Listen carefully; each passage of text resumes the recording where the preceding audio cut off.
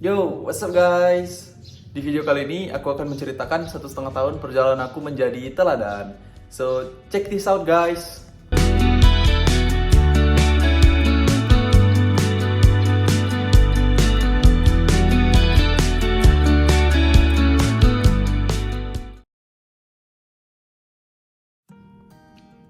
Halo guys, kembali lagi bersama aku. Kenalin, aku Terry Alwafi Ginting. Aku merupakan penerima beasiswa teladan tahun 2021. So, teladan tuh bagi yang belum tahu, teladan adalah transformasi edukasi untuk melahirkan pemimpin masa depan. Jadi basically, teladan tuh adalah program beasiswa yang memberikan program kepemimpinan dengan reward bantuan finansial. Jadi bagi kalian maba-maba di 9 PTN Mitra, jangan lupa mendaftar ya. Oke, langsung saja kita masuk ke sesi ceritanya. Jadi sudah genap 1,5 tahun perjalanan aku menjadi teladan. Jadi di 1,5 tahun pertama ini aku belajar lead self, namanya lead self. Jadi lead self ini secara umum kita belajar tentang cara memimpin diri kita sendiri sebelum akhirnya nanti kita memimpin orang lain. Jadi di program lead self ini banyak hal yang sudah aku pelajari. Sebagai kalian yang ingin mengetahui lebih lanjut apa-apa saja yang aku pelajari dan bagaimana perubahan yang aku rasakan, bisa dibaca di link Google Slide yang ada di bawah ini atau nanti aku cantumin di deskripsi. Oke, langsung saja kita masuk.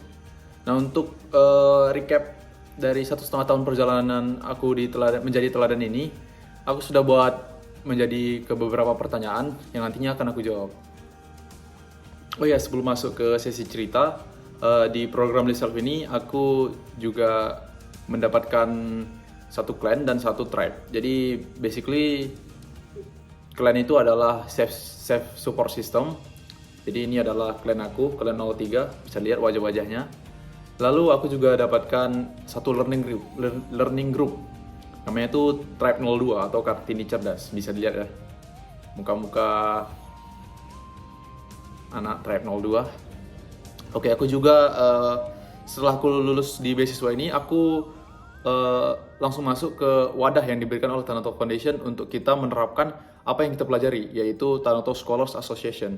Jadi karena aku merupakan mahasiswa USU, jadi aku ada di TSA Medan atau TSA USU.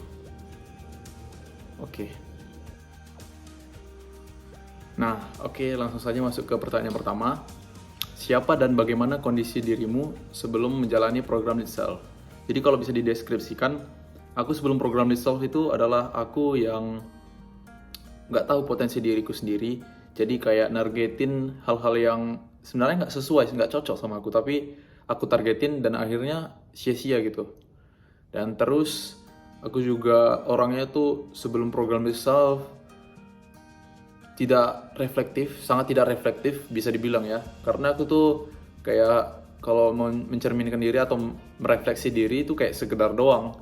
Kayak ternyata bisa loh kita refleksi diri itu mengulik sampai detail. Supaya refleksi yang kita hasilkan tuh maksimal dan bisa kita tahu loh potensi dari diri kita. Dan aku juga sangat buruk dalam stress shopping behavior sebelum program Lead Self karena aku tuh nggak bisa memetakannya dan juga cara yang aku berikan itu terkadang lebih ke arah toxic. Jadi bukannya malah mereduce stress, malah menambah stres gitu. Terus juga soal integrity, grit dan SFV itu sebelum program Lead Self aku tuh sama sekali nggak tahu tentang SFV, tapi aku tahu tentang grit sama integrity. Tapi tuh taunya itu sebatas ya kayak integrity itu adalah kejujuran gitu. Kayak misalnya aku tuh lagi berkendara kan, pakai helm, taat peraturan tuh udah suatu integrity menurutku. Terus kalau grit tuh aku taunya sebatas cuman ya kegigihan aja doang. Jadi ya banyak hal yang kurang lah sebelum aku menjalani program Lead Self ini. Oke, langsung masuk ke pertanyaan kedua. Siapa dan bagaimana kondisi diriku setelah menjalani program Lead Self? Jadi setelah menjalani program Lead Self, banyak sekali dampak-dampak positif yang aku rasakan. ya salah satu dari sebagian kecilnya yaitu aku dapat memetakan diriku sendiri. Dari aku dapat memetakan time management aku, jadi aku bisa memanajemen waktu aku dengan efektif, sehingga dari waktu yang sudah aku manajemen itu tidak menghasilkan stres. Jadi itu salah satu stress management juga. Jadi tidak jadi deadliners dan sebagainya. Aku juga bisa mengetahui nih kegiatan-kegiatan aku yang bisa mengakibatkan stres. Jadi aku bisa tahu bagaimana cara coping stres tersebut. Dan akhirnya terus juga aku dapat mengetahui kondisi diriku, kelemahan, kelebihan, kekuatan, dan passionku. Jadi lebih terarah gitu sekarang. Misalnya apa yang aku inginkan tuh sejalan dengan potensi diriku sekarang.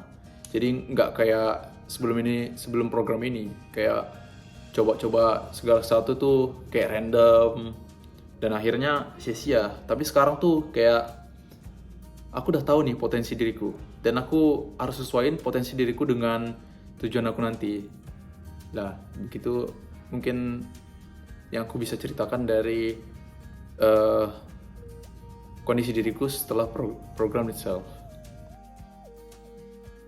Oke, masuk ke pertanyaan yang ketiga. Hambatan dan tantangan apa saja yang perlu kamu lampaui selama di Lead Self dan bagaimana hambatan tersebut terselesaikan? Oke. Yang pertama tuh hambatannya tuh pasti di waktu. Karena kesibukan kuliah yang mungkin sibuk banget, jadi dan salahku juga sih nggak bisa memanage itu. Jadi akhirnya aku tuh telat 2 kali dalam mengumpulkan assignment di program Lead Self ini. Lalu cara aku menyelesaikannya itu yaitu aku merefleksikan lagi jadwal aku nih.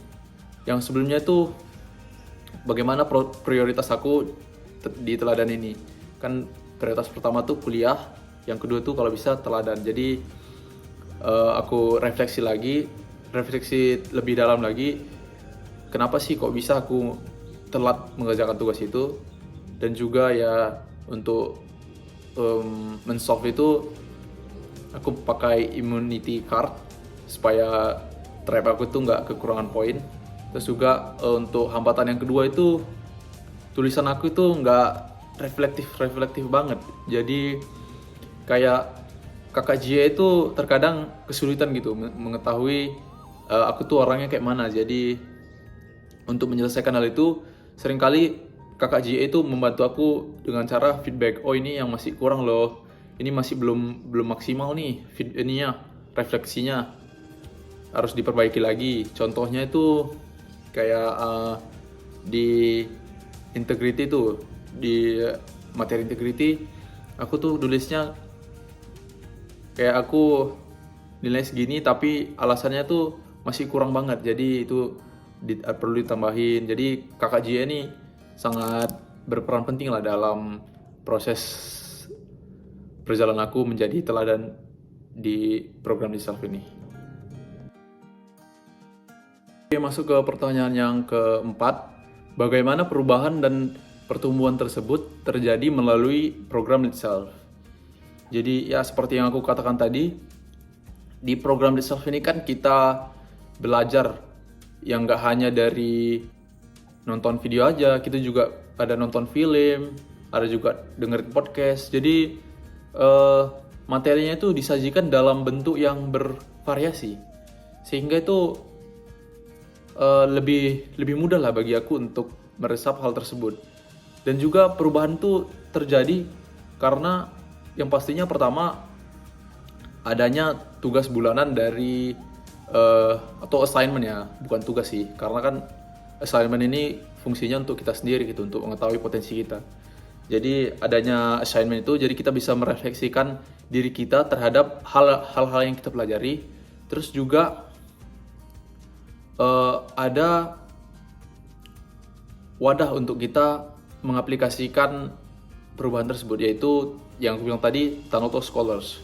Jadi di TSA itu kita bisa belajar berorganisasi dan menerapkan apa-apa saja yang kita pelajari di program itself. Contohnya tuh kayak integrity. Nah, kita tuh di organisasi tuh di TSA itu harus berintegritas lah ya, harus clear aja dengan jadwal kita. Jangan nanti pada saat rapat kita nggak ikut tanpa alasan yang jelas, ngeghosting dan lain sebagainya. Nah, terus perubahan tersebut terjadi juga pada saat meeting clan dan meeting tribe. Jadi di meeting clan tuh kami tuh semisal ada tugas, kami tuh selalu membahas tuh salah satu pengalaman masing-masing dari anggota clan tentang materi yang diajarkan. Dan juga ditambah lagi di tribe juga dibahas tuh dengan kakak GA. Itu sangat membantu perubahan yang ke arah positif. Jadi membangun saya menjadi yang lebih lagi gitu. Pertanyaan yang kelima, siapa saja yang berkontribusi membantumu melalui program itself? Jadi yang membantu aku dalam program itself ini, yang pertama tuh ada kakak GA, karena kakak GA itu setiap assignment tuh pasti memberikan feedback kepadaku. Jadi aku bisa tahu nih di mana kekurangan tulisan aku, apakah kurang reflektif atau kurang ini. Jadi dengan feedback kakak GA ini, aku bisa merefleksikan lagi, merevisi lagi, sehingga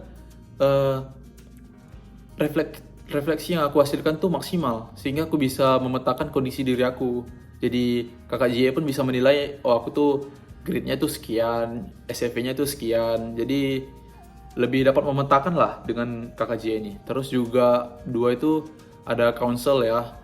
Counsel tuh kan kalau kita ada pertanyaan, seringkali tuh di beberapa assignment mereka membuat video Q&A. Jadi ada untuk membantuku dalam menyelesaikan assignment dari program itself.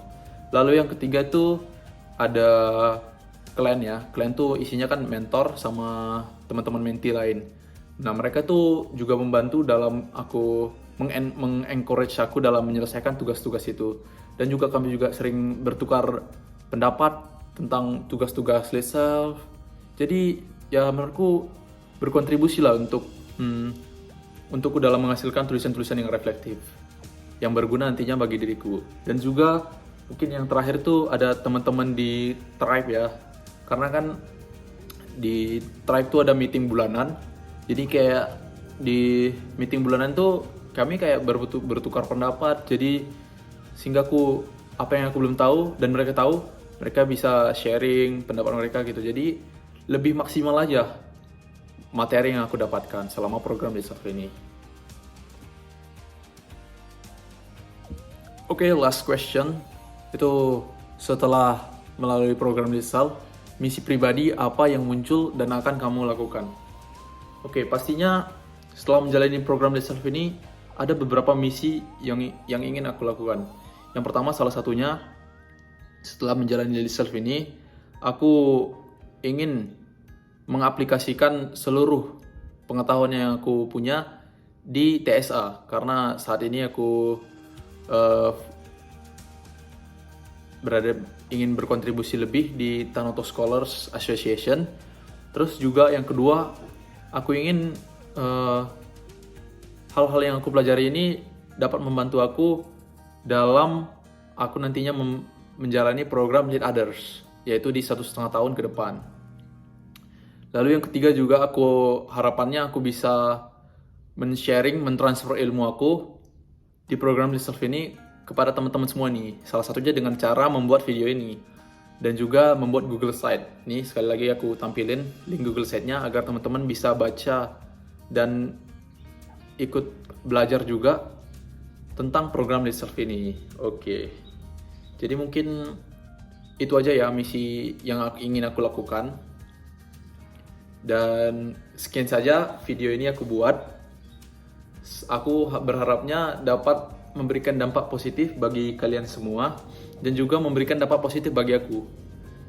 Jadi buat yang ingin belajar bisa buka lagi site-site aku. Oke, aku akhiri dengan terima kasih.